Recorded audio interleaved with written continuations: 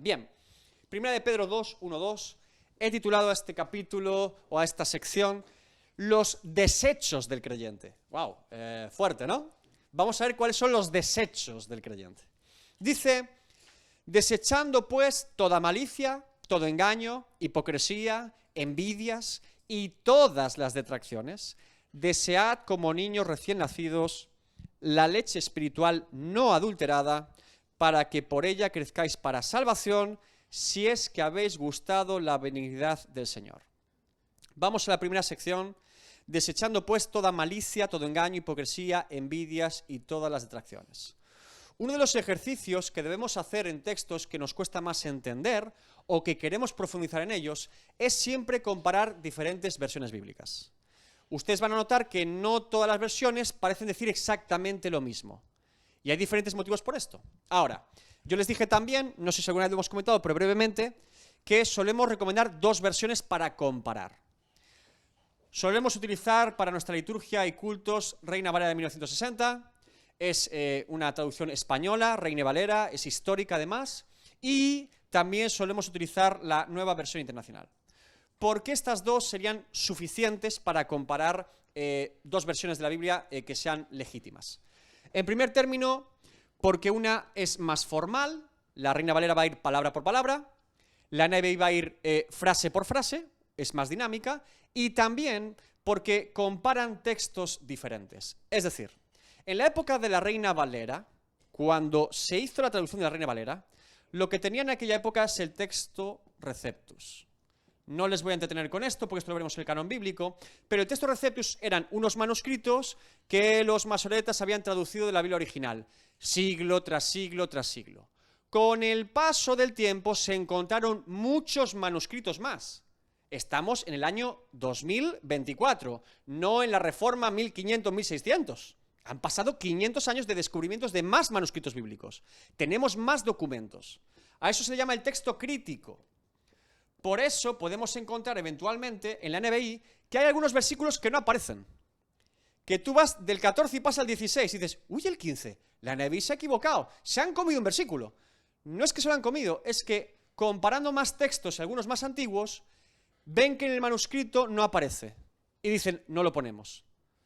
Hay una comparación de los textos que tenían hace 500 años y los actuales, ¿vale? Y por eso hay discrepancias, no solo en la forma de traducir, sino también en el texto que toman para traducir. A eso se le llama variantes textuales, que implican un 1% de posibilidades diferentes en una traducción. Todo este rollo es importante porque este texto es el típico texto que es bueno comparar, porque el matiz es muy diferente en una Reina Valera, por ejemplo, que en una NBI. Por ejemplo, la NBI empieza diciendo, por lo tanto, desechando pues toda malicia. ¿Alguien tiene una NBI por ahí? Le aparece el por lo tanto, ¿verdad? La palabra griega original aparece por lo tanto. La Reina Valera no lo traduce porque ya ha puesto un por lo tanto en el versículo 13 del capítulo anterior. Sin embargo, sí lo pone la NBI otra vez. Y es importante este por lo tanto, porque si Pedro en Primera de Pedro 1:13 dice un por lo tanto como resultado del cumplimiento de la promesa de la redención en Cristo y nuestra eternidad con Él, como motivo de nuestra santificación, es decir, Cristo murió por nosotros, tenemos esperanza de vida eterna, por lo tanto, vivamos en santidad. Ahora Pedro hace lo mismo, dice, bien, el amor fraternal verdadero, si tenemos ese amor verdadero fraternal, por lo tanto, desechemos pues toda malicia, ¿se entiende? El énfasis en la Reina Valera no aparece, pero en la NBI sí. Por eso es interesante comparar este tipo de textos, porque a veces te dan unos matices que dices, anda, claro, está haciendo la misma fórmula que ya ha hecho antes. Y tiene todo el sentido del mundo. Si usted tiene amor fraternal por su hermano y verdadero, por lo tanto desechará toda malicia contra el hermano, toda envidia, todo celo. ¿Sí? Tiene todo el sentido del mundo. Bien, ahora, ¿cómo afronta usted cuando nos presentamos en una lista de pecados en la Biblia? Aquí pone malicia, engaño, hipocresía, envidias y todas las detracciones. ¿Qué suelen hacer cuando leen estas frases o estas palabras? Hacer una lista. Bien, no debemos cometer el error de simplemente traducirlas en nuestro español del siglo XXI. Envidia que... Y podríamos ir a la Real Academia Española incluso decir, bueno, hipocresía en la Real Academia Española significa esto. Y envidia significa esto, ¿no? Nos puede ayudar porque hay palabras que nos cuesta entender. Ahora, podemos hacer un pasito más. Cuando hay listas de pecados, yo siempre hago el mismo ejercicio y es bueno que ustedes lo hagan. debemos ir a un diccionario bíblico que nos explique qué significaba en el idioma original. Porque una vez más hay detalles que nos vamos a perder porque no conocemos lo que el autor sí conoce, que es lo que significaba en ese momento. Ahora, recomendaciones prácticas, yo le voy a recomendar 3. Hay muchos más diccionarios bíblicos, el estándar o los más conocidos. Una concordancia exhaustiva para conocer todas las palabras de la Biblia. Todo el mundo le va a hablar de la Strong. Concordancia Strong. Strong, fuerte, por el autor, que se apellidaba así, ¿sí? ¿Qué es una concordancia? Ver todas las palabras que aparecen en la Biblia en todos los versículos de la Biblia. Y si una palabra aparece varias veces, me dicen todos los versículos en los que aparece. Y esto es muy interesante, ¿por qué? Porque si yo sé la palabra que se utiliza y conozco el significado original, sé lo que se está diciendo en base al contexto en cada lugar, ¿sí?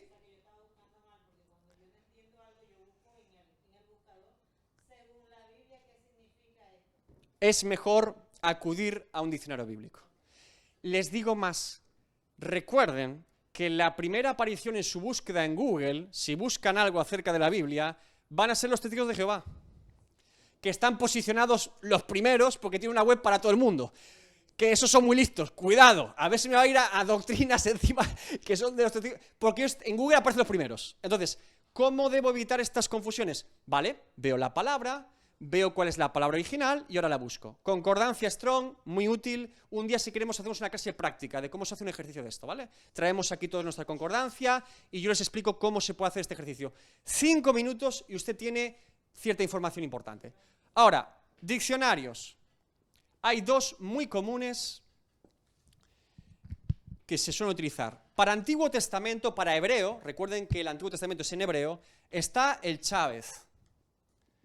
El Chávez es particularmente muy buen diccionario porque lo que hace es coger la palabra y ponerte todos los usos que tenía en el hebreo original, los diferentes significados, por orden de el que más veces se usaba y los secundarios.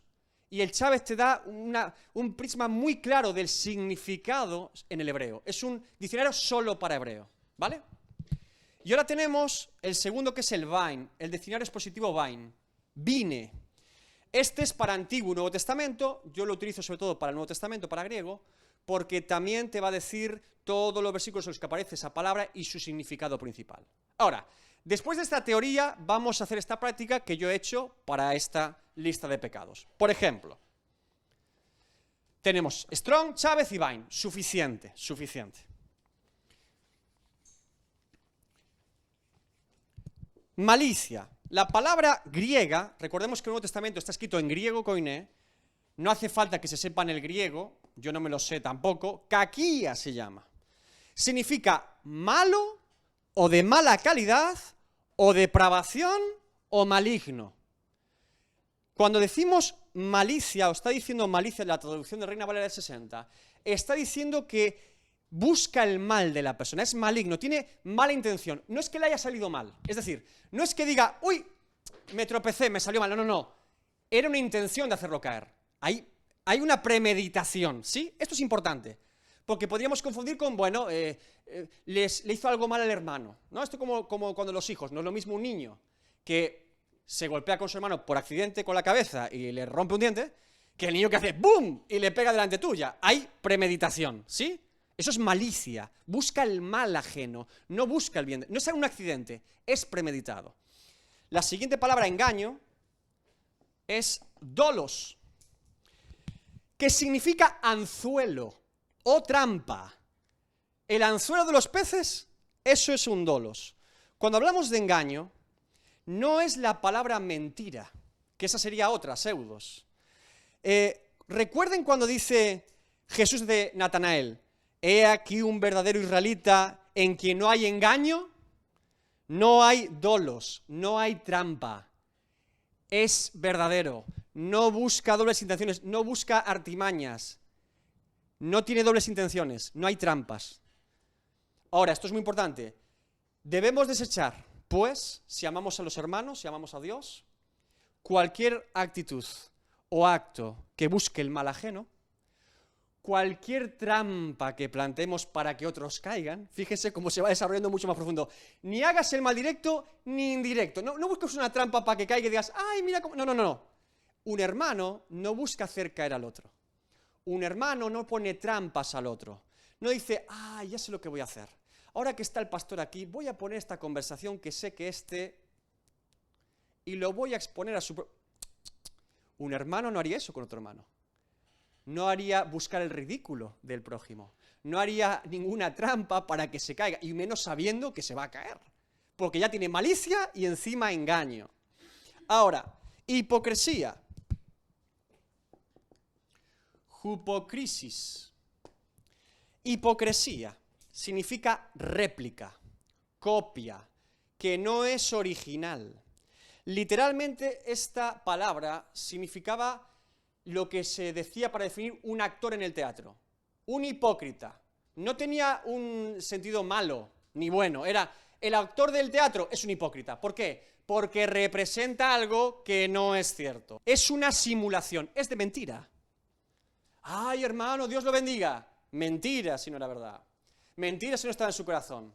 No tratemos a los hermanos de forma que no sea real, que sea una imitación, una simulación de algo que no es cierto. ¿Cuánto te amo, hermano? Oro por usted. Ni ora por él ni lo ama. Hipócrita. Es una representación, una ficción de algo que no es real. ¿Sí? Vean la profundidad de las palabras griegas, cómo nos van asomando a cuánto desecho tenemos que desechar los creyentes. Envidia. Sonos o FD sonos. La envidia no es lo mismo que los celos en el griego original. La palabra celos es con Z y es diferente.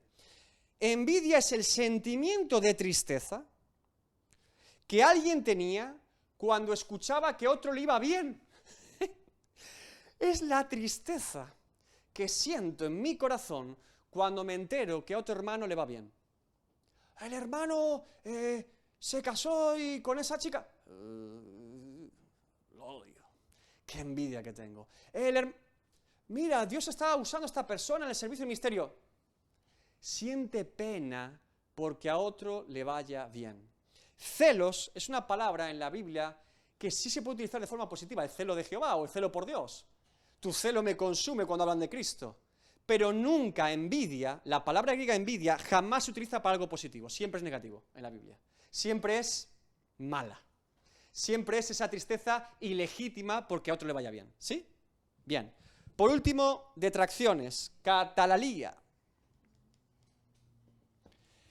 que son la difamación y la murmuración. Cuando una persona hace una declaración falsa con el fin de dañar la reputación de otra persona. Cuando yo soy capaz de decir algo de alguien que no es cierto con total de que su imagen sea perjudicada. Bueno, mucho desecho ha sacado Pedro, ¿no? A relucir. La malicia, el engaño, la hipocresía, la envidia, las detracciones explicadas en el griego original, ¿sí?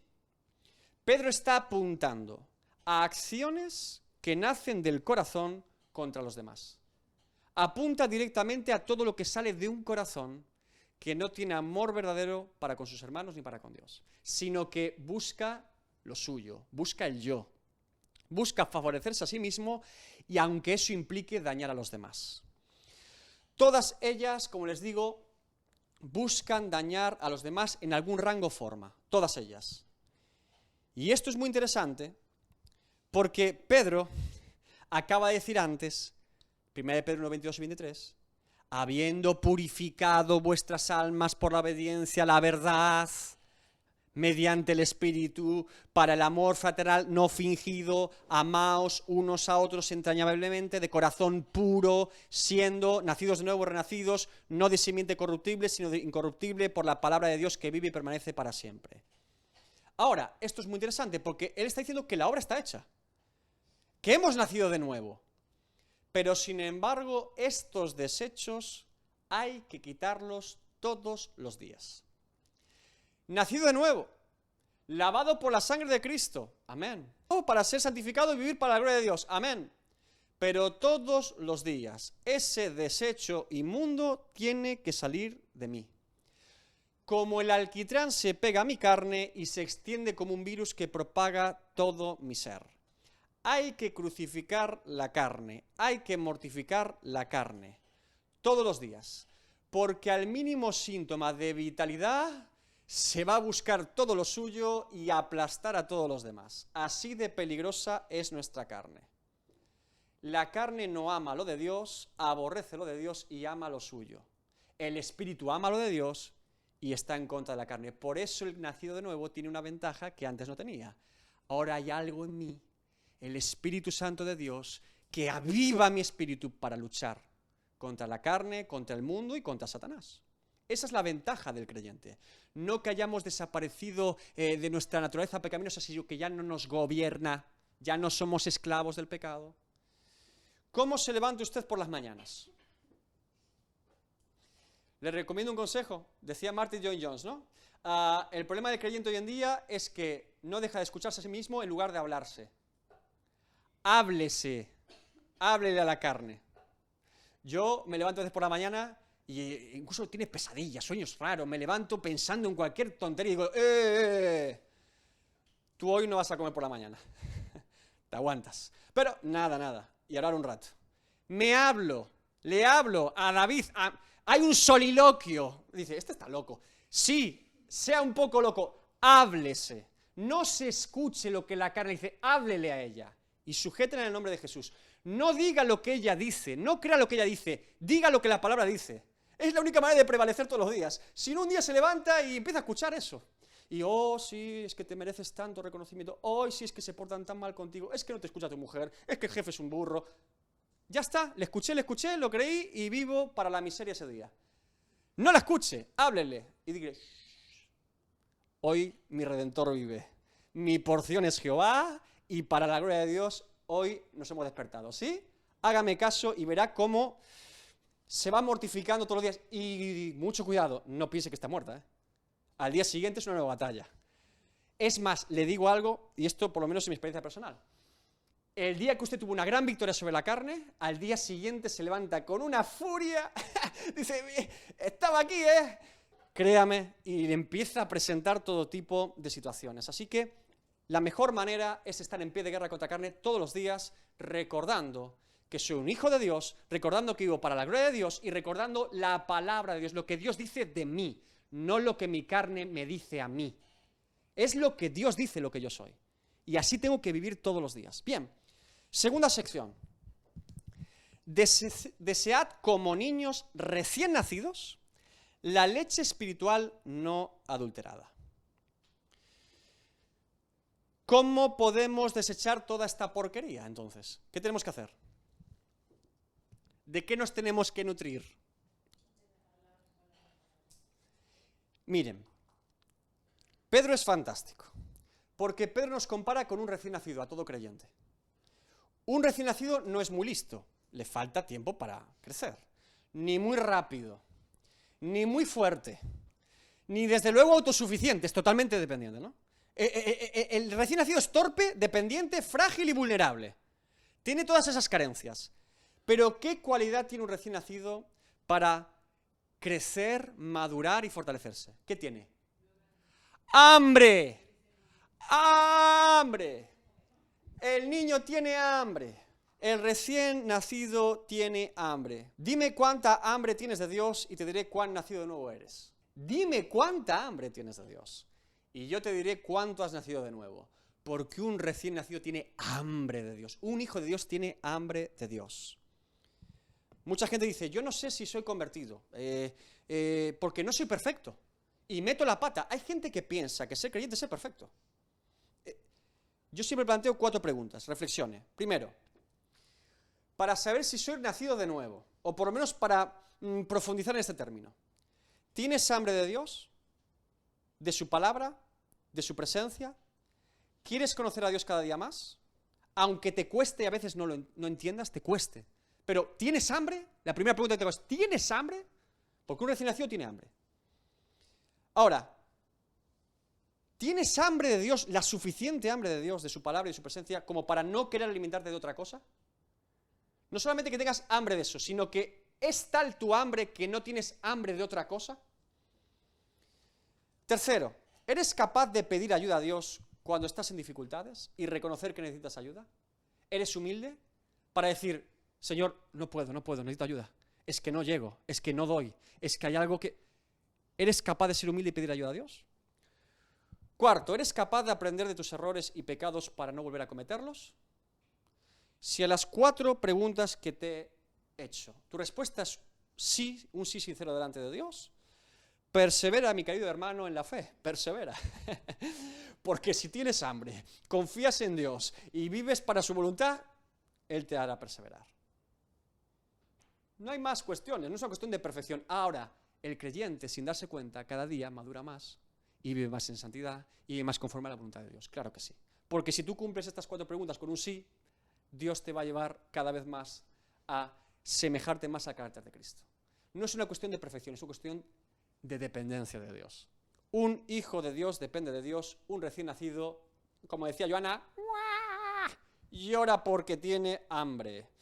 Bien, cuanta más hambre tengas de Dios, más Dios te va a alimentar. Por eso, la vida cristiana no depende de los años que asistas a una iglesia. Puedes estar 40 años en una iglesia y nunca has tenido hambre de Dios. Puedes llevar 2 meses en el Evangelio y te estás alimentando y dices tú, ¿este qué le pasa? ¿Este qué le pasa que está devorando? Este está comiendo pero sano. Lo ves robusto, ¿sí? Bien.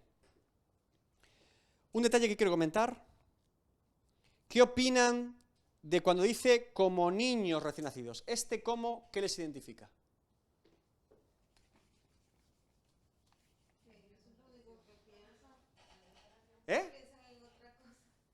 Pero, claro, pero cuando dice como niños, ¿y eso qué significa entonces? Que todos los creyentes deberíamos ser como... ¡Ah! No está hablando a recién convertidos. Nos está hablando a todos. Todo creyente, el sabio o el más necio, el más nuevo o el más viejo, siempre un creyente vive como recién nacido, siempre tiene hambre. Nunca un creyente se ha saciado de Dios, siempre quiere más de Dios. Llevo 50 años en el Evangelio, quiere más de Dios. A mí me encanta cuando veo gente mayor, ya con años incluso sirviendo a Dios. Y dices, es como un niño. Me habla y sigue hablando de Dios como el primer día, sigue teniendo hambre, sigue teniendo esa expectativa de conocer más, de buscar más. Eso es maravilloso, es que un creyente vive así. Que vivamos con el mismo hambre del primer día que cuando tengamos 60 años en el Evangelio. Como recién nacidos todos, desde el primero hasta el último. Esto es maravilloso. Bien, un creyente debe siempre tener hambre como un recién nacido. El hambre de Dios en el creyente es troncal en su vida porque nunca nos saciaremos de Dios. Siempre hay más que profundizar, más que crecer, más que madurar, más para rendir, más para entregar, más para vencer y más para conocer a Dios. Siempre hay más en el reino de Dios. Ahora, ¿hasta cuándo tenemos que crecer? ¿Hasta qué estatura? ¿Ven porque siempre hay más? Siempre hay más que buscar. Efesios 4, 13 a 14. Hasta que todos, no algunos, todos lleguemos a la unidad de la fe y del conocimiento del Hijo de Dios, a un varón perfecto, a la medida de la estatura de la plenitud de Cristo, para que ya no seamos niños fluctuantes, llevados por doquiera por todo viento de doctrina, por estratagema de hombres que para engañar emplean con astucia las artimañas del error. Se dan cuenta que la palabra de Dios es precisa, porque Pedro nos dice en qué sentido sí debemos ser como niños, y Pablo nos dice en qué sentido no debemos ser como niños y madurar. ¿Se dan cuenta? Uno está poniendo el ejemplo, sé un niño para tener un hambre como un niño, sí, como un recién nacido, pero no seas como un niño toda tu vida cristiana, movido por todo tipo de mentiras y viento de doctrina. Madura y crece en la estatura y dimensión de Cristo, ¿sí? Bien. Hay otro detalle que también tiene la NBI, porque la Reina Valera dice leche espiritual no adulterada. La NBI pone pura, ¿verdad? Traduce. La mejor traducción, realmente, si cogemos el griego original, sería sin engaño. Leche espiritual sin engaño. Porque la palabra es adolos. ¿Recuerdan qué era dolos? Se lo dije antes. Dolos es engaño. Adolos es sin engaño. Bien. Esto, por si no lo sabían, les puede interesar para más palabras en griego y en español. ¿Qué significa la partícula a cuando va con un sustantivo? Sin. E in, en contra, contrario a. Un ejemplo. Si yo digo que una persona es moral, que tiene moralidad, ¿no? Si yo digo una persona que es amoral, sin moral. O sea, ve un acto y no tiene ningún tipo de moral, no lo ve ni bueno ni malo. Inmoral, que es contrario a la moral. ¿Se dan cuenta? Entonces, en el griego pasa igual, cuando dice adolos es sin engaño. ¿Sí? Esa sería la mejor traducción. Vale. La leche es pura y sin engaño, sin trampas, sin anzuelos, sin lazos. Es puro evangelio. El creyente se nutre del evangelio puro de Jesucristo, de leche espiritual pura. Leche que no está rebajada con agua de prosperidad, que no se camufla con sabores de religiosidad, ni se pervierte con ínfulas de clericalismo. Evangelio puro para una vida pura. Evangelio con 0% contenido de hombre y 100% contenido de Cristo. Evangelio con 0% de carne y 100% de espíritu. Evangelio con 0% de gloria de hombres y 100% de gloria de Dios. Puro evangelio. Puro. Es muy importante, como les digo, porque el apóstol Pedro utiliza la palabra adolos, que es la única vez que aparece en toda la Biblia. Sin engaño, puro, esta palabra griega solo aparece en 1 de Pedro 2. Y es maravilloso cómo Pedro está siendo inspirado por el Espíritu Santo para ser preciso como un cirujano, y Silas, que es el amanuense, ayudándole con el griego porque conocía mucho mejor el griego que Pedro. Es maravilloso cómo se está articulando versículos muy profundos de Pedro en esta epístola. Ahora, ¿para qué? ¿Para qué bebemos de esta leche espiritual pura? ¿Para qué bebemos del evangelio continuamente? ¿Para qué? Para que por ella crezcáis para salvación, si es que habéis gustado la benignidad del Señor. Y aquí volvemos a hacer la comparación de las dos traducciones porque el texto se nos complica. Dice la Reina Valera, crecer para salvación, ¿verdad? ¿Qué dice la NBI? En su salvación, ¿verdad? Crecer en su salvación.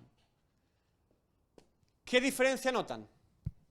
Crecer para salvación, como digo, parecería que habla a no creyentes. Porque si tengo que crecer para salvación es que no estoy suficientemente crecido para ser salvo.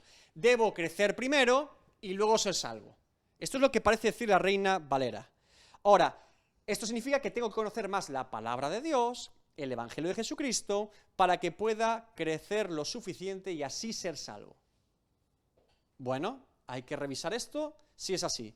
La otra, crecer en su salvación, aquí parece que está diciendo que la salvación es progresiva, que la justificación no es inmediata en el creyente. Desde mi punto de vista, no podemos decir que Pedro esté hablando de que nuestra salvación sea progresiva, sino que está diciendo más bien que el creyente que es salvo crezca. ¿Se entendería mejor así? Que ustedes que son salvos crezcan por medio de la palabra. Si se expresara así, quizás se entendería mejor. No esté diciendo que crezca en su salvación o justificación, sino tú que eres salvo, crece por medio del Evangelio y de la palabra, alimentándote con leche espiritual pura. Esto es lo que parece decir el apóstol Pedro. Y este énfasis tiene que ser así en la interpretación correcta, porque Pedro iba diciendo todo el primer capítulo. 1 de Pedro 1:3. Bendito el Dios y Padre de nuestro Señor Jesucristo. ¿Es a creyentes o no creyentes? Es a creyentes, ¿no? Nuestro Señor Jesucristo, que según su grande misericordia nos hizo ¿qué? Nacer de nuevo. Le está hablando a creyentes para una esperanza viva por la resurrección de Jesucristo de los muertos. 1 de Pedro 1:5. Que sois guardados, los creyentes, por el poder de Dios mediante la fe, para alcanzar salvación que está preparada para ser manifestada en el tiempo postrero. 1 de Pedro 1:9. Obteniendo el fin de vuestra fe, que es la salvación de vuestras almas. ¿Qué es lo que está pasando cuando habla de salvación Pedro? Lo que Pedro está haciendo con la salvación no es que está hablando de la justificación, aquí ahora soy salvo, sino que en la eternidad, cuando yo me presente delante de Dios, es la constatación de mi salvación. Si yo entiendo la salvación en el punto cuando yo me presento delante de Dios, sí, para crecer en su salvación. ¿Sí? ¿Se resuelve el enigma de la NB y la Reina Valera? Creo que sí. ¿O no? No lo entendí muy bien. ¡Oh! Vale, voy más lento. Voy más lento. La primera traducción nos está diciendo que es para una persona no creyente. No se puede entender de otra manera. Porque está diciendo que debo crecer por medio de la leche espiritual, de la lectura de la palabra, del conocimiento del Evangelio, para ser salvo. Esto no tendría sentido en la traducción porque lleva todo el tiempo hablando a creyentes. Primera de Pedro 1 es a creyentes, a creyentes, a creyentes. Ahora, lo que podemos ver en Primera de Pedro 1 es dos cosas. Primero, que cuando Pedro habla de salvación, no está hablando del momento en el que yo entrego mi vida a Cristo. Eso sería la salvación en el momento. Uno es salvo. Todo aquel que cree en Jesucristo Señor y Salvador y lo confesare con su boca, ese será salvo. ¿Sí? Porque no hay otro nombre dado a los hombres en cual podemos ser salvos. Porque de tal manera amó Dios al mundo, que ha dado a su Hijo unigénito, para que todo aquel que en él cree. Fe, arrepentimiento para salvación, aquí y ahora. Por eso predicamos, cree en Jesucristo, confesado como Señor y Salvador, arrepiente de tus pecados y se salvo aquí y ahora. Eso es la justificación. Soy declarado justo en ese instante de parte de Dios. Mi salvación ya está ahí. Yo soy salvo. Ahora, cuando Pedro habla siempre de salvación en el primer capítulo, habla de una salvación que se constata cuando yo me muero y me presento delante de Dios. Dice, vosotros, vuestra fe, os prometo, os garantiza la promesa que tenéis de ser salvos cuando os presentéis delante de Dios. Lo que la fe me hace y me garantiza a mí es tener esa acreditación. ¿El sello del Espíritu Santo qué es? El sello del Espíritu Santo es que el Espíritu Santo acredita a mi espíritu que soy ¿qué? Hijo de Dios. Y yo lo vivo siendo hijo de Dios aquí y ahora. Pero ¿cómo se constatará ese sello? El día que yo me muera, me presente delante de Dios y diga, salvo por la eternidad. Ese sentido es el que él pone para salvación. Por eso, si entendemos lo que está diciendo en todo el contexto, crecer en su salvación tiene sentido en la palabra original de Pedro. Porque él dice que nosotros crezcamos, sí somos salvos ahora, pero tenemos que seguir creciendo hasta que un día nos presentemos delante de Dios. Que la vida cristiana no es, soy salvo, me voy a mi cama a dormir y ¿sabes qué? No. Sí, Dios te justificó, ahora Dios te santificará. Avanza, crece. Corre, cristiano, hasta el fin de tus días. No te quedes parado, sigue andando el camino.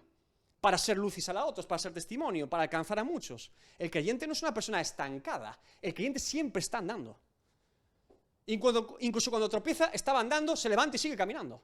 De eso se trata la vida cristiana. Entonces, crecer en su salvación. Sigue alimentándote del Evangelio, sigue nutriéndote todos los días, porque tienes que seguir creciendo. En cualquier caso, el texto original dice en su, o el más antiguo al menos.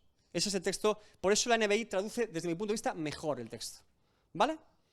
Ahora, como hemos hecho esta primera traducción en la primera parte o sección del versículo, ahora vemos la comparativa del segundo porque también hay diferencia.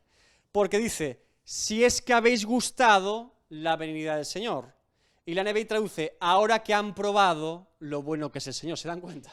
Claro, si traduzco la primera, sigo con esa pauta, y si traduzco la segunda, ven cómo las traducciones a veces hay que ir al original. Dice la Reina Valera, si es que habéis gustado. Claro. La segunda dice, ahora que han probado. Porque la segunda sigue hablando a creyentes. Porque es siempre a creyentes. Tiene más sentido en el contexto. Si es que habéis gustado la venida del Señor, parece que Pedro duda de las personas a las que escribe y duda de su salvación, en todo caso. Si es que habéis gustado, es una hipótesis. Es decir, está poniendo entonces como premisa que solamente para los que hayan gustado la venida del Señor podrán crecer y entonces ser salvos. Ahora, la NBI, ahora que han probado lo bueno que es el Señor, da por evidente que Pedro está escribiendo a creyentes y que estos ya han probado lo bueno que es el Señor. Por eso desearán seguir probando lo bueno que es el Señor y seguirán creciendo. ¿Sí? Como digo, en este caso es importante comparar diferentes traducciones para ver, por ejemplo, en una predicación. Sería una predicación diferente, ¿lo sabían? Hombre, le digo yo que saca una predicación diferente de este texto o versículo si toma una traducción a la otra. ¿Dónde resuelvo? En el original. Por eso están los diccionarios. Porque si no, podríamos hacer doctrina de aquí. Ahora, no puedo hacer doctrina de un texto bíblico, tengo que entenderlo en su contexto primeramente, en su texto original y con más textos que me hablan. Y puedo entender estos textos más oscuros o más difíciles de traducir por medio de toda la Escritura. Como dijimos, la analogía de la fe, la Escritura se interpreta con la Escritura. Por eso es bueno hacer estos ejercicios cuando vamos a un texto y lo queremos afrontar de forma más metódica. Y también para presentar un mensaje o compartir de la palabra de Dios. Ahora, es muy interesante porque parece que Pedro, no es una referencia bíblica, pero parece que Pedro está hablando del Salmo 34. Gustad y ved qué bueno es Jehová, dichoso el hombre que confía en él, ¿no? Está como, confiad en Jehová, avanzad en la voluntad de Dios.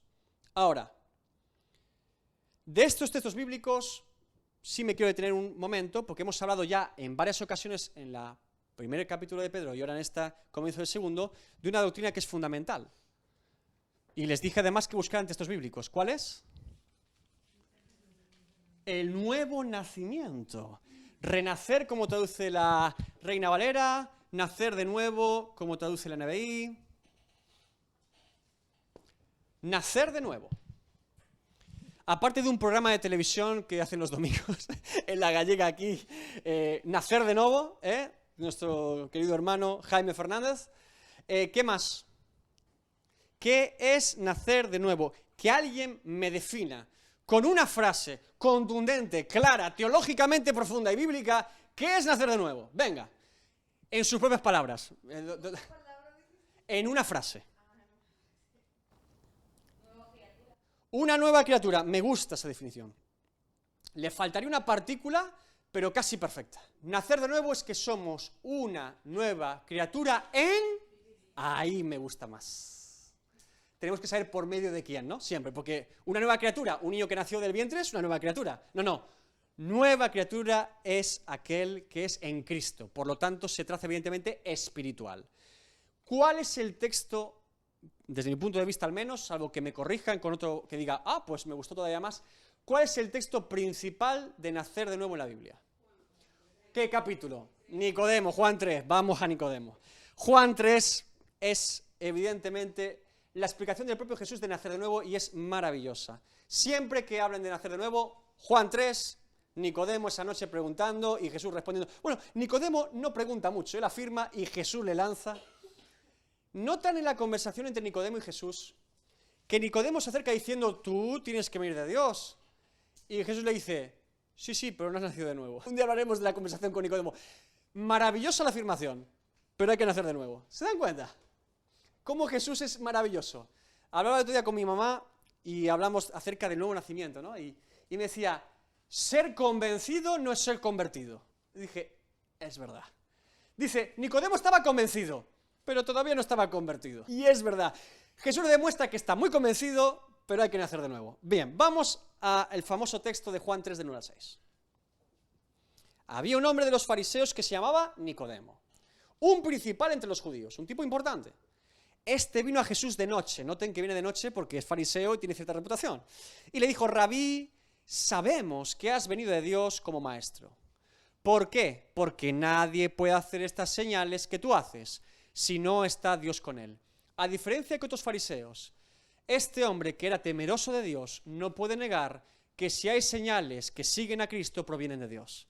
Todo judío con un mínimo de temor reverente a Dios y que no estuviera odiando a Jesús por sus celos, debía reconocer que Dios estaba con él. Por eso, él no lo niega. Aunque otros decían, lo saca por nombre de Beelzebú, es una locura. Ni un judío podría decir eso, hombre. Ellos demandaban señales y venían señales de lo alto con Jesús. Este es más razonable, está convencido. Si vienen señales, él predica el evangelio, Dios lo acompaña, ¿qué voy a decir yo? Dios está con él. No puede negar esto. Ahora, respondió Jesús. Él le dice, ¿provienes de Dios? Respuesta de Jesús. De cierto te digo, los de cierto te digo de Jesús son maravillosos. Que el que no naciere de nuevo no puede ver el reino de Dios. ¿Se dan cuenta el cambio? ¿Se dan cuenta que Jesús a lo suyo vino, que todo era suyo y que hacía, como digo yo, lo que le daba la gana, que él no venía a conversar con cosas superfluas, que tú le decías a Jesús una cosa y él te decía algo mucho más profundo.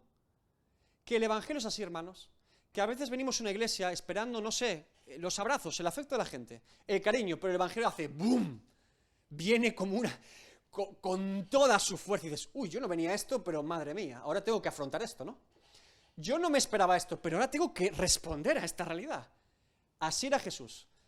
Maestro, bueno, vende todo lo que tienes, ven y sígueme. Ay, ay, ay, el evangelio en estado puro. Ahora, aquí lanza esta doctrina fundamental, el que no naciere de nuevo. No puede ver el reino de Dios, no es parte del reino de Dios. Esto genera controversia en Nicodemo porque no entiende este concepto, no tenía entendimiento, en el Antiguo Testamento no podía encontrar ningún texto que hablara de este sentido de nuevo nacimiento. De hecho le pregunta, ¿cómo puede un hombre nacer siendo viejo? Yo ya nací. ¿Puedo acaso entrar por segunda vez en el vientre de mi madre y nacer? ¿Cómo hago? Me dices que tengo que nacer de nuevo, pero si yo ya he nacido. Mi madre, en el caso de Nicodemo, estaría muerta ya. ¿Cómo vuelvo al vientre de mi madre? Respondió Jesús, de cierto te digo, otra vez más, estos enigmas, ¿no? Que el que no naciere de agua y del Espíritu no puede entrar en el reino de Dios. Lo que es nacido de la carne, carne es. Y lo que es nacido del Espíritu, Espíritu es. Jesús separa el nacimiento en la carne, el nacimiento en el Espíritu. Por eso lo que es nacido de la carne, morirá cuando la carne muera. Por eso la carne hay que mortificar todos los días. Usted se murió, entonces su carne sigue viva. ¿Se da cuenta? Aquí el énfasis de Jesús es la parte física, pero yo lo estoy trasladando a la guerra de la carne y el espíritu como hace Pablo. Es decir, si sigo vivo, mi antigua naturaleza pecaminosa sigue viva. No se enseñorea de mí. Esa es la ventaja que tiene el creyente, pero está ahí. Ahora, lo que nace de la carne, carne es. Lo que nace del espíritu, espíritu es. ¿Y qué nace de la carne? Como dice el apóstol Pablo. Las disensiones, los conflictos, la malicia, las mentiras, los engaños, todos los desechos que ha dicho Pedro, ¿de dónde nace? Eso brota como un pozo de basura. ¿Y qué es lo que nace del Espíritu? El amor, el gozo, la paz, la paciencia, la piedad, el contentamiento, la vida piadosa del creyente, la vida en santidad del creyente. ¿Se dan cuenta? ¿Cuán importante entonces es que mi espíritu venza a la carne todos los días? Porque de mi espíritu va a brotar todo lo de Dios. No es suyo, es de Dios en usted. No es mío, es de Dios en mí. Debo dar el espacio para que Dios aborde toda mi vida y de todo el fruto del Espíritu Él empieza a inundarme para la gloria de Dios. Ahora, ¿qué diferencia hay entonces, sabiendo que el nacimiento de nuevo, nacer de nuevo es una doctrina fundamental? ¿Qué han encontrado? ¿Qué diferencia hay entre un nacido de nuevo y un no nacido de nuevo? Hay diferencias en la Biblia. ¿Qué podemos decir? ¿Nacer de nuevo o no nacer de nuevo? ¿Cuáles son? ¿Cuáles creen que son? Hemos dicho algunas. El fruto del Espíritu.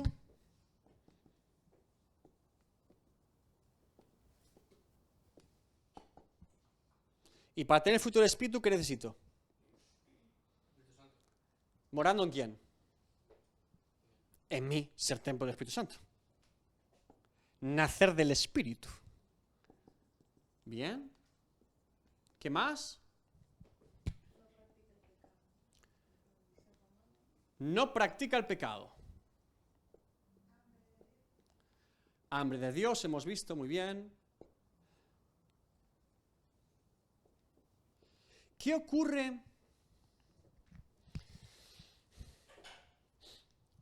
cuando hay personas creyentes durante años en una iglesia o con una fe que decimos, Dios ha hecho una obra en esta persona, y caen en estados muy graves en su vida, los que podemos decir que practican el pecado, están lejos de Dios? ¿En qué grado, en qué forma? Entonces, ¿se salvó 2 veces? Pues dejemos que ese creyente se restaura. Yo era creyente, andaba bien, me caí en un pozo cenagoso, me llené de basura, de inmundicia, como el hijo pródigo, con los cerdos. Ahora, vuelvo a la casa del Padre, salí de la casa del Padre y vuelvo a la casa del Padre. ¿Me salvé 2 veces? Entonces, ¿cuántas me salvé?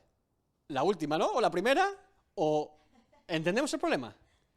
No podemos responder a esas preguntas. Por ejemplo, algunos dirían, no, se salvó la segunda, la primera no conocía a su padre, por eso se fue. Era un religioso, se fue de la casa y ahora arrepentido volvió y ahora sí conoce al padre. Se salvó la segunda, por eso la primera se fue de la casa.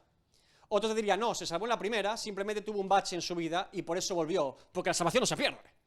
Y otro diría, no, era salvo la primera, se fue de la casa, la perdió allí y como volvió la recuperó. ¿Saben qué? Lo único que le puedo decir es que Dios es misericordioso, que Dios es bueno con su gracia y en todo caso yo no puedo evaluar la salvación de nadie. Seamos prudentes. Ahora, debates todos los que queramos. Bíblicamente, seamos prudentes. Pero todos tenemos ejemplos en nuestra propia vida, muchas veces etapas en nuestra vida cristiana que no hemos dado fruto. Y estamos perdidos y desociados por Dios. Pero ¿no ves que estamos aquí otra vez? Mi pregunta es, ¿no nos trajo con cuerdas de amor? ¿Qué podríamos decir nosotros, si somos sinceros, más que por pura gracia aquí estamos? Y no siempre hemos sido los creyentes ideales, y no siempre podríamos decir que no hemos estado en momentos difíciles de nuestra vida, o practicando cosas que sabíamos incluso nosotros que estaban mal delante de Dios. Y aquí estamos aún todavía, ¿no? ¿Qué les puedo decir?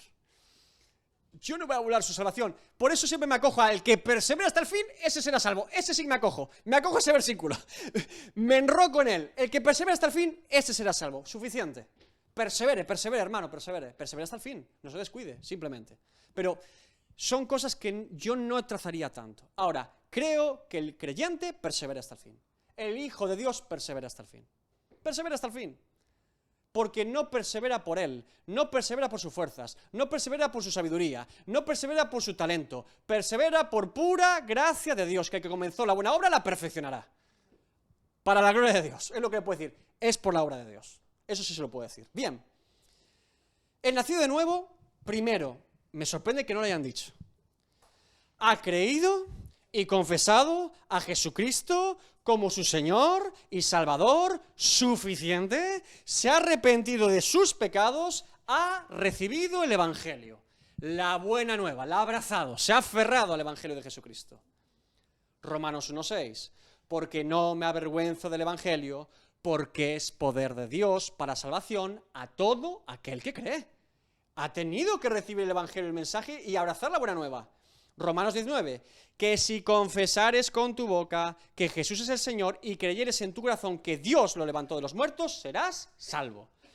Marcos 1, 14-15, la primera predicación de Jesús.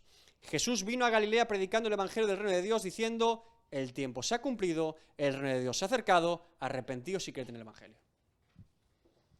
Nació de nuevo, pero es que yo no conozco el Evangelio, es que yo no... Entonces te lo predico otra vez. Si eres nacido de nuevo, no te digo que seas un teólogo, ni un maestro en griego, pero has entendido al menos lo que implica el mensaje del Evangelio. Y si no lo has entendido, no te amargues con eso, te lo predicaremos la vez que haga falta. Estamos aquí para presentar el Evangelio a todo el mundo. Ahora, no puedo decir en ningún caso que soy nacido de nuevo y cuando te pregunto, ¿por qué? Me digas cualquier verdura. ¿Soy nacido de nuevo porque asisto a una iglesia? No. ¿Porque me bautizaron unos hombres allí? No. ¿Porque en esta iglesia? No. ¿Porque el Papa me bendijo? No. ¿Por mis obras? No, y 100 veces no. Ay, David, pero estás jugando a la salvación. No, estoy jugando lo que la persona está diciendo. Eso no es un nacido de nuevo. Ahí sí que son pautas claras. Confiesa a Jesucristo como tu Señor y Salvador.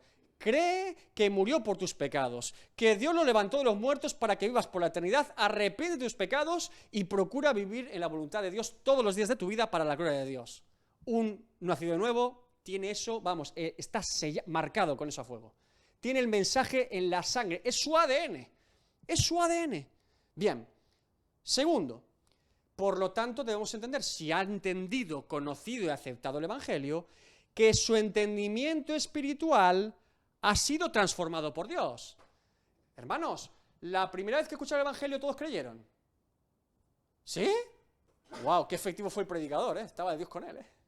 Normalmente, la primera vez que escuchamos el Evangelio decimos, ¿qué? En el Areópago a Pablo dicen, la resurrección de los muertos, bueno, Pablo, ya otro día si eso te llamamos. Normalmente el Evangelio es locura. Decimos, ¿cómo? ¿Jesús qué? ¿Pecador yo qué? ¿Arrepentirme de qué? ¿En la vida eterna en dónde? Hay muchas cosas aquí. lo primero que nos ocurre normalmente cuando escuchamos el Evangelio es que no hay entendimiento espiritual. Sin embargo, tú hablas con un creyente, un nacido de nuevo, y lo entiende todo el tipo. No sabría mejor explicar todo, pero diría, sí, que yo me voy al cielo, soy creyente, hijo de Dios, Jesús vino al mundo, murió por mis pecados, y dice, este está loco. Ese lo entiende todo. Ni siquiera le podrías convencer de lo contrario. Él lo tiene todo claro, entiende algo que antes no entendía. Y por eso es por medio de la fe, hermanos. Es la obra de Dios en nosotros, porque nosotros no entendíamos. Dice la palabra de Dios, pero el hombre natural, 1 Corintios 2:14, no percibe las cosas que son del Espíritu de Dios, porque para él son locura y no las puede entender. Es que no las puede entender, porque se han de discernir espiritualmente. Si yo he nacido del Espíritu, ¿ahora qué sí puedo entender? Las cosas espirituales. Si no he nacido de nuevo, no me entero de nada. Un nacido de nuevo entiende ahora, por primera vez en su vida, las cosas espirituales. Ahora, tercera punto clave de un nacido de nuevo. Por primera vez puede no solo entender la voluntad de Dios, sino vivir en la voluntad de Dios. Es que antes no podíamos sin nacer espiritualmente, que no nos salía ni de casualidad, que solo estábamos torcidos hacia lo malo y no teníamos ningún interés por hacer lo bueno ni por agradar a Dios. Ni queríamos ni lo hacíamos. Estábamos imposibilitados por nuestra condición, sin reconciliarnos con Dios por medio de Cristo, de hacer nada que fuera conforme a la voluntad de Dios. Ahora, y pondré dentro de vosotros mi espíritu, Ezequiel 36:27, y haré, después de poner mi espíritu en vosotros, y haré que andéis en mis estatutos y guardéis mis preceptos y los pongáis por obra. Ahora sí. ¿Ven cómo no tiene excusa el nuevo nacido? ¿Ven cómo el nuevo nacido vive en santidad? Porque si yo he nacido del Espíritu, ahora puedo, Dios va a poner en mí el querer como el hacer por su buena voluntad para vivir conforme a su voluntad. Es el Espíritu Santo de Dios morando en nosotros el que nos capacita, nos habilita, nos da el querer, el hacer la voluntad de Dios. No solo conocerla, entenderla espiritualmente, sino vivirla. Qué maravilla ser nacido de nuevo, ¿verdad? ¿Cuántas ventajas? Cuarto, ha reconocido que dicha obra es por la voluntad de Dios, no por sus fuerzas, ni méritos, ni obras, ni virtudes propias, sino por pura gracia de Dios. Para mí esto es muy importante, porque muchas veces, por desgracia hoy en día, con creyentes, quizá en algunos lugares que dicen ser creyentes, se ponen demasiados méritos. Y no me gusta lo que oigo. Demasiados méritos a nosotros y pocos méritos a Dios. Dice Santiago 1:18, Él, Dios, de su voluntad, nos hizo nacer por la palabra de verdad para que seamos primicias de sus criaturas. ¿Por la voluntad de quién? ¿Por medio de qué palabra? ¿Se dan cuenta? Nunca un creyente y un nacido de nuevo va a ponerse un protagonismo que no le corresponde ni supone una gloria que no es suya. Siempre te va a decir, por la gracia de Dios estamos aquí, y va a reconocer cuán grande ha sido la obra de Dios en él. No le sale otra cosa, no es que lo fuerce, es que no le sale. Es que se pone a pensar y dice, madre mía, pienso en mi testimonio, pienso en mi vida antes de Cristo, Dios mío, cuán bueno eres tú. ¿Qué podríamos decir? Más que gracias a Dios. Efesios 2:8-9. Porque por gracia sois salvos por medio de la fe, y esto no de vosotros, pues es don de Dios, no por obras, para que nadie se gloríe. Más claro no puede ser el apóstol Pablo en Efesios 2. Otra pauta del nuevo nacido. Era un muerto espiritual que ahora vive. Hay algo vivo que antes estaba muerto. Efesios 2:1, y Él os dio vida a vosotros, cuando estabais muertos en vuestros delitos y pecados. Otra vez Dios otorgando esa vida. ¿Se dan cuenta? Estaba muerto en mis delitos y pecados, no tenía ningún entendimiento del mundo espiritual ni de la voluntad de Dios, era un ciego, sordo, mudo, cojo, en mi depravación total, directo al infierno. Y de repente, una obra completa en mí, ahora conozco la voluntad de Dios, ahora puedo hacer la voluntad de Dios, ahora soy hijo de Dios. El nuevo nacimiento, hermanos, es muchas veces en su vida cristiana, para vivir en santidad y para los momentos más duros de la vida, recuerde su nuevo nacimiento. Le va a sostener como una antorcha en la debilidad. Porque uno se va a acoger a la obra que Cristo ha hecho en él y que va a perfeccionar. Dice, Señor, me acojo a Cristo. Me aferro a la obra que tú has hecho en mí. Me aferro a esa obra. Ahora dice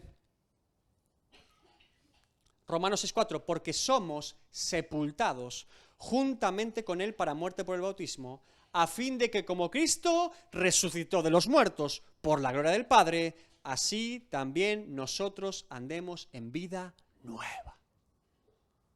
Todo el evangelio floreciendo en el nuevo nacimiento. Todo. Sexto, último punto. Después de repasar todo este cambio, transformación y nueva vida en nosotros, ahora sí podríamos concluir, por lo tanto, que este nuevo nacido tiene en él todo el potencial y ayuda de Dios para crecer, madurar, fructificar y vivir en santidad para la gloria de Dios. Para ser luz y sal al mundo, para vencer a las asechanzas del diablo, de este mundo y de su propia carne, y para perseverar hasta el fin y ser salvo. Tiene todo el potencial, tiene todo el favor de Dios, tiene toda la gracia de Dios para vivir como un hijo de Dios. Lo tiene todo en su mano. Es un hijo de Dios, una oveja del buen pastor, es la esposa de Cristo, real sacerdocio, nación santa, pueblo adquirido por Dios y todo lo que veremos en Pedro próximamente. Está todo. Por eso siempre les digo, está todo hecho. Está todo. Simplemente hay que vivirlo. Dios ya ha hecho la obra completa. No nos falta nada. Dios no hace las cosas a medias. Vivámoslo. Vivámoslo para la gloria de Dios. Va a un lugar, usted es hijo de Dios, ha cambiado el lugar. ¿Por qué? Porque usted está ahí. No por su mérito, pero usted está allí, ¿no? El reino de los cielos se ha acercado. Punto. Es que los demonios, no me importan los demonios. Que tiemblen. Es que el jefe, no me importa el jefe, que tiemble también. Yo llego y un hijo de Dios se ha acercado. Dios mío, dame la gracia para ser una antorcha aquí. No sé de qué manera, pero quiero ser una antorcha. Para tu gloria. Testimonio, palabra, lo que Dios te ponga. Pero es que el creyente, un creyente, mira, el potencial de un creyente es crecer a 100%. ¿Sabe lo que significa la parábola del sembrador? En la parábola del sembrador se habla de 4 tipos de tierra. Y que solo una cuarta parte dio fruto. Pero que esa una cuarta parte dio hasta 100%, multiplicó por 100, compensó toda la semilla desperdigada a 100%. El potencial de un hijo de Dios es el máximo, porque Cristo mora en él y el Espíritu Santo lo guía. Tiene el potencial máximo para ser luz al mundo. Bien. Juan 1:12 al 13, mas a todos los que le recibieron, a los que creen en su nombre, les dio potestad de ser hechos hijos de Dios, los cuales no son engendrados de sangre, ni de voluntad de carne, ni de voluntad de varón, sino de ¿quién? Voluntad de Dios. Otra vez más la voluntad de Dios. Y si es la voluntad de Dios, ¿quién tuerce la mano a Dios? Siempre que hablemos del nuevo nacimiento, siempre que usted esté abatido por las asechanzas del enemigo, por las aflicciones de la vida o por las circunstancias de su caminar cristiano, si es hijo de Dios, si ha nacido de nuevo, vaya a Romanos 8 siempre. Romanos 8 siempre hay que leerlo en esos momentos. Subráyelo en su Biblia. Romanos 8, del 31 al 39. ¿Qué pues diremos a esto? Si Dios es por nosotros, ¿quién? ¿Quién? Dice el apóstol, ¿quién? ¿Quién contra nosotros si Dios es con nosotros? Si Dios es por nosotros, si la voluntad de Dios, el favor de Dios es por nosotros, ¿quién contra nosotros? El que no escatimó ni a su propio Hijo, sino que lo entregó por todos nosotros. ¿Cómo no nos dará también con él todas las cosas? ¿Quién acusará a los escogidos de Dios? Dios es el que justifica. ¿Quién es el que condenará? Cristo es el que murió, más aún el que también resucitó, el que además está a la vista de Dios, el que también intercede por nosotros. ¿Quién nos separará del amor de Cristo? ¿Tribulación, angustia, o persecución, o hambre, o desnudez, o peligro, o espada? Como está escrito, por causa de ti somos muertos todo el tiempo, somos contados como ovejas de matadero. Antes, en todas estas cosas somos más que vencedores por medio de aquel que nos amó. Por lo cual estoy seguro de que ni la muerte, ni la vida, ni ángeles, ni principados, ni potestades, ni lo presente, ni lo porvenir, ni lo alto, ni lo profundo, ni ninguna otra cosa creada nos podrá separar del amor de Dios que es en Cristo Jesús, Señor nuestro. Lea Romanos 8:31 cuando esté afligido. Y le va a llenar de gozo, y le va a llenar de esperanza. Gózate, hijo de Dios, gózate, hija de Dios. Tienes un Padre en los cielos, tienes un hermano mayor a la diestra del Padre y tienes al Espíritu Santo morando en ti para tener todo el potencial y todo el favor de Dios para vivir para la gloria de Dios. ¿Qué te puedo decir bíblicamente? Esa es la vida de un creyente. Ahora, sabiendo todo esto, Hebreos 10:23, mantengamos firme, sin fluctuar, la profesión de nuestra esperanza, porque fiel es el que prometió. De eso se trata. Mantengámonos firmes, sin fluctuar, donde Dios nos manda, porque fiel es el que prometió. El mayor error de un creyente es no vivir entendiendo que es por gracia, por la soberanía de Dios y para su gloria. ¿Por qué? Porque cuando las cosas van bien, Dios es bueno, ¿verdad? Pero cuando las cosas van mal, Dios no es tan bueno, ¿no? Porque solo esperaba que Dios hiciese lo que yo esperaba que hiciese. Y cuando se te muere un hijo, tienes una enfermedad, te tienes que ir de tu país corriendo por causa del Evangelio, cuando estás en una cárcel como Pablo azotado con Silas, en vez de cantar a Dios himnos y orar a Dios, estás diciendo, Dios me abandonó, no soy su hijo, o de qué sirve ser su hijo. ¿Sabes por qué es esa conclusión? Porque no conocimos a Dios de la Biblia. La fe del creyente no se basa en lo que yo vivo, ni en lo que otros dicen de Dios, ni en lo que yo digo de Dios, es lo que Dios dice de sí mismo. Dios dice, Dios es bueno, yo soy bueno, es bueno. Te vaya bien a ti o te vaya mal. Estés con salud o con enfermedad o te mueras hoy mismo. Dios es bueno igual. Dios es justo, Dios es justo. Dios es santo, Dios es santo. ¿Por qué? Porque Él dice que es santo, es bueno y es justo. Todo lo que Él dice de sí mismo es cierto. Entonces, yo, cuando tengo una perspectiva de quién es Dios, de la soberanía de Dios y de la gracia de Dios, me acomodo en cualquier etapa de la vida. Por eso el creyente verdadero se distingue, no cuando las cosas son fáciles, sino en la dificultad más grande de su vida personal o en la dificultad de una sociedad. Ahí es donde los creyentes verdaderos brillan con luz propia y dicen, ¿qué le pasa a este loco? Es que es un hijo de Dios. ¿Qué le pasa a Pablo? Es que es creyente, hombre.